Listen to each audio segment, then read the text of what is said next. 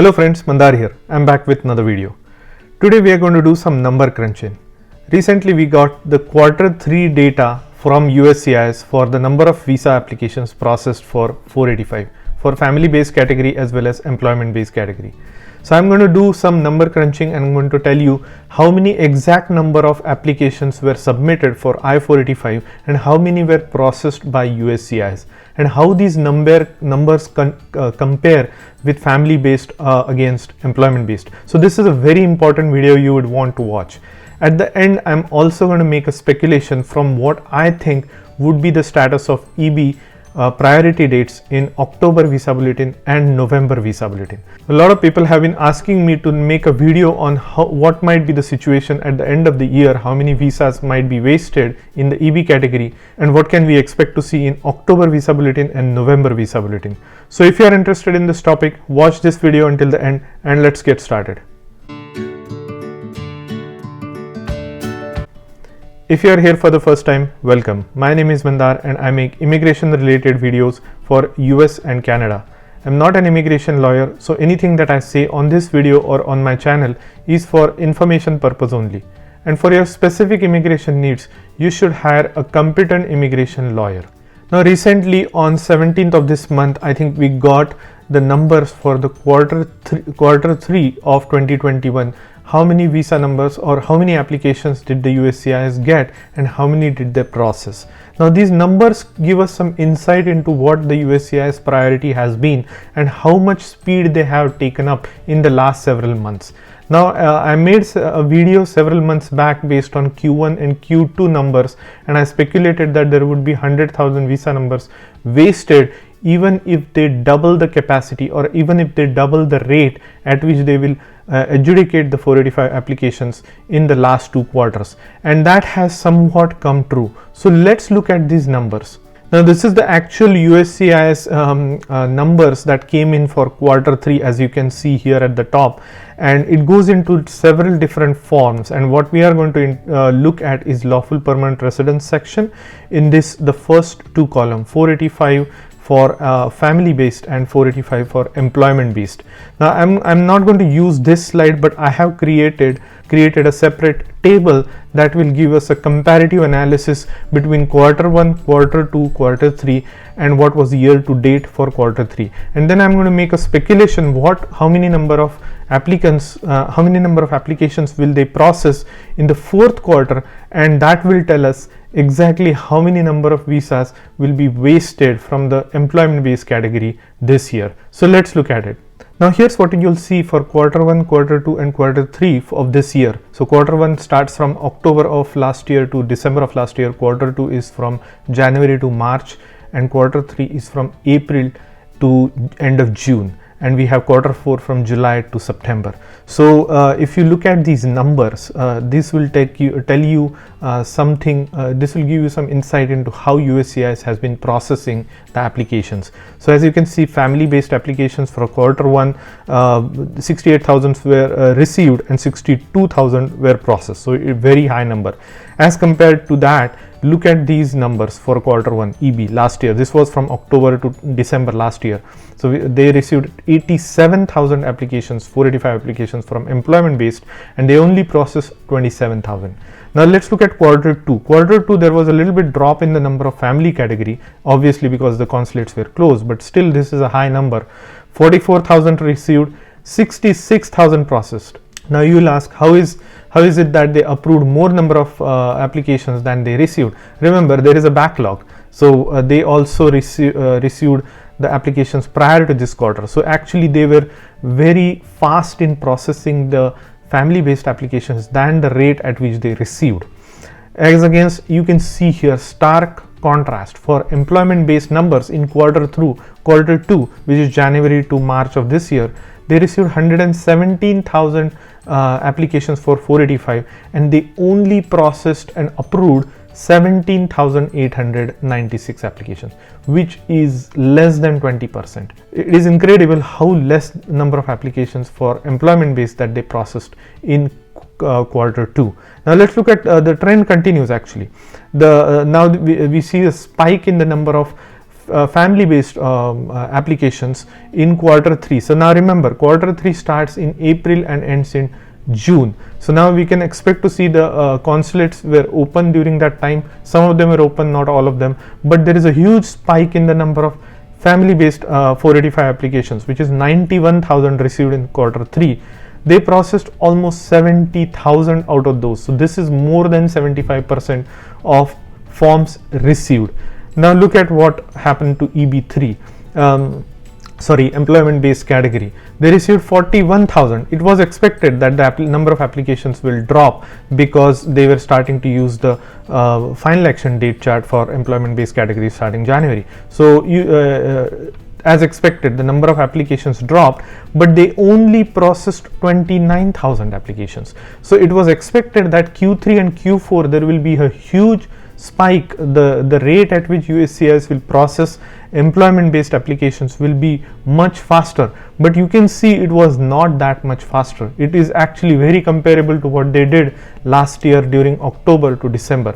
So they only processed about 29,000 applications in the last quarter, which ended in June. Now what are the numbers year to date for quarter 3, like end of June?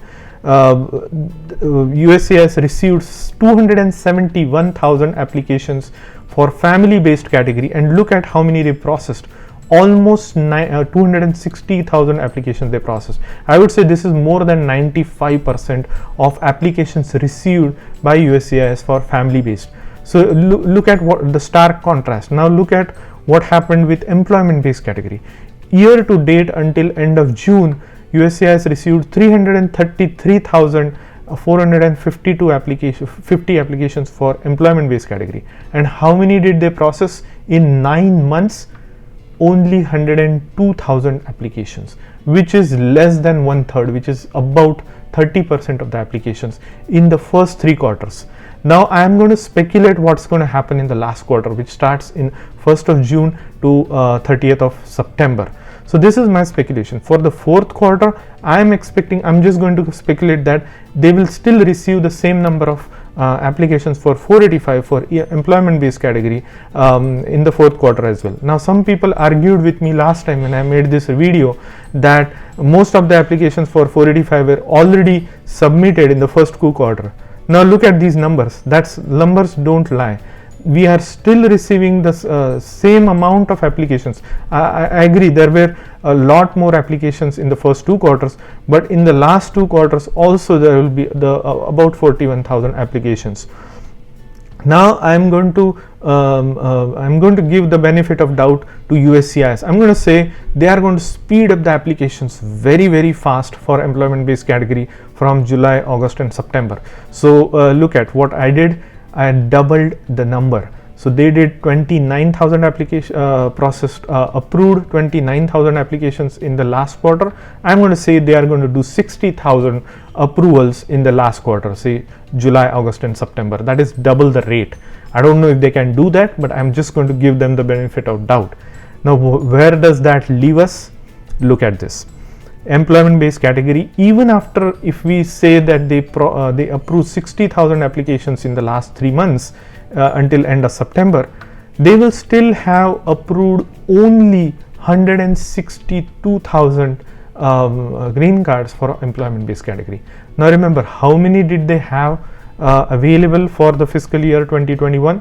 They had 262,000 visa numbers available that included the spillovers from family based category. Now how many will be processed at the even if we give the optimistic scenario, they will only be approving 162,000 applications for green card for employment based category, which means they will be wasting 100,000 applications in this fiscal year 2021. Now there are a couple of conclusions that I made here. During the entire year of 2021, about the same number of FB and EB 485 applications were received. So if you look at these numbers, at the speculative numbers, USCIS has received 371,000. I actually made some speculation based on the last quarter, and I am expecting that USCIS has received 371,000 applications for family based. and they would receive 374. So just about the same. We'll just say they received the same number of applications for family based category and employment based category. Now look at how many would be processed by the end of this year. They would have processed 330,000 applications for family based category.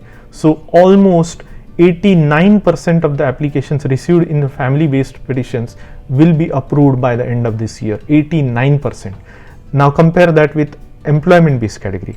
They would have received still the same number of applications, but they would have only processed or approved 162,000 employment based green cards by the end of this fiscal year. That takes the number to only 43%. So 89% of approvals for family based category and only 43% for employment based category. Now remember, I'm giving them the benefit of doubt that USCIS will process double the number of approvals in the last quarter. I don't know if they will be able to do this, but if they do, we are still looking at only 43% of approvals by the end of the year. This leaves clearly with 100,000 EB visa numbers to be wasted or not being approved, and they will just go, because once if they are not used by September 30th, they no longer exist. They are not available for the next year.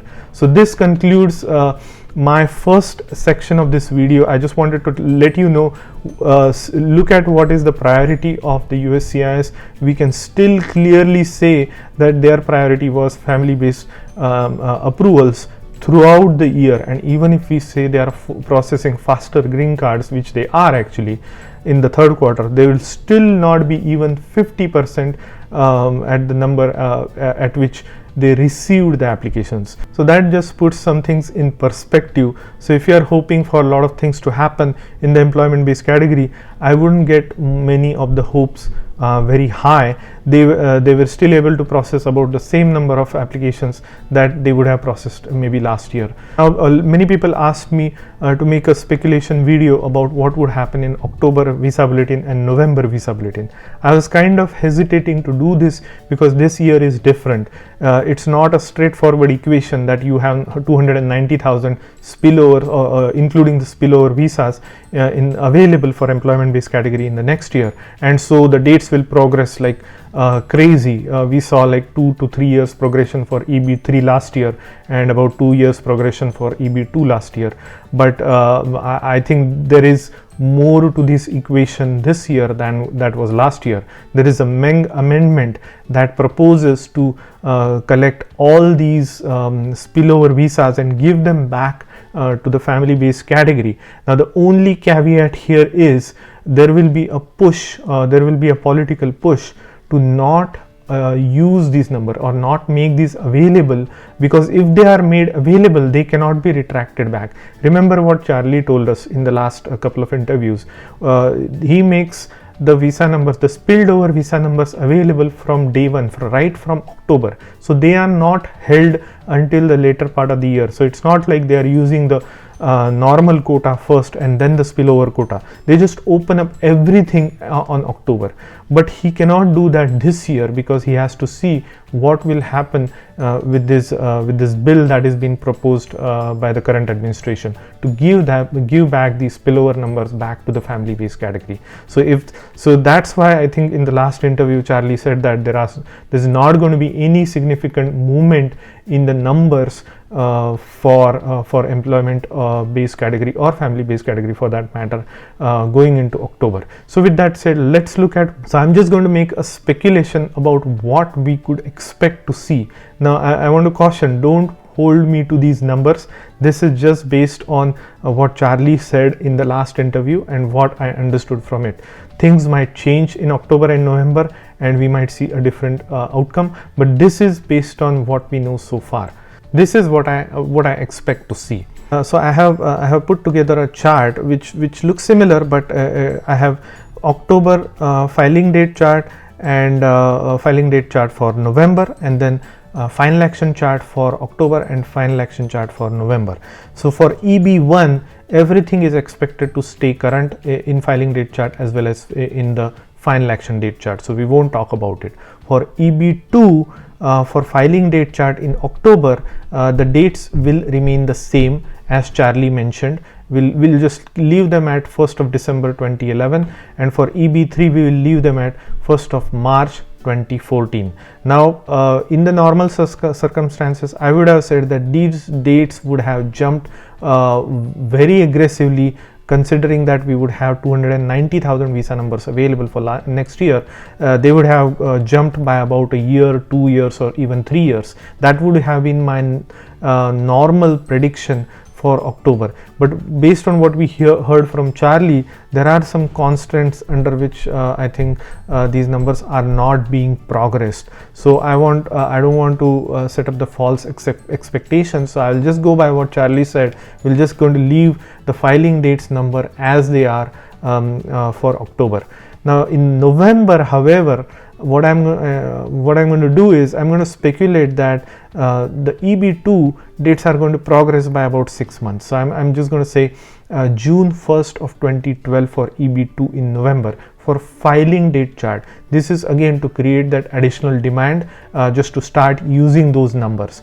And for EB3, I'm going to move it to about 8 months or 9 months to December of 2014. The reason I'm doing this is because Charlie might say, let's create the demand even though the Congress has not approved, or if they have approved the bill, then this might change. But if they don't approve the bill and the bill does not become a law, then all of those 290,000 visas are still available, and these dates for filing dates chart will progress like crazy in November and December. They will even jump to like 2 or 3 years. But at this moment, I'm just going to speculate that EB2 in November might move forward by 6 months, and EB3 might move forward by 8 months.